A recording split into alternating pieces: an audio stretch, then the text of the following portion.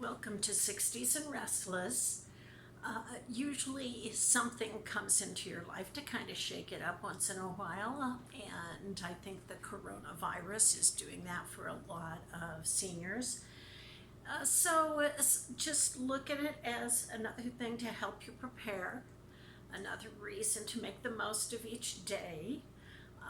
If you have not considered, what if I'm self quarantined? Maybe you should. What are the things you'd need to be quarantined in your apartment or home for 30 days?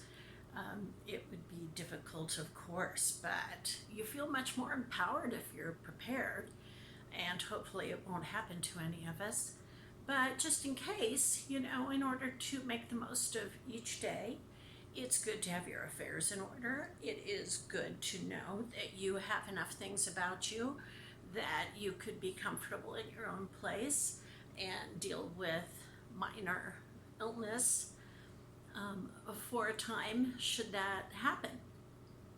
Other things could happen in the future, but I'm taking it as an opportunity to kind of look at my situation and decide what would I need if that ever happened.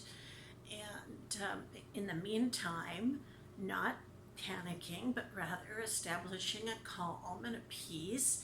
And I want to recommend to you today to check out this TEDx talk. It's called The Final Border. The speaker is Peter Fenwick. And it's about what to expect when you're dying, and it's really fascinating. And I think the more we take advantage of the information available and the inspirational talks available, because of all the research that's been done now and that they could just share with us, I think it just helps to make a more positive and fulfilling life.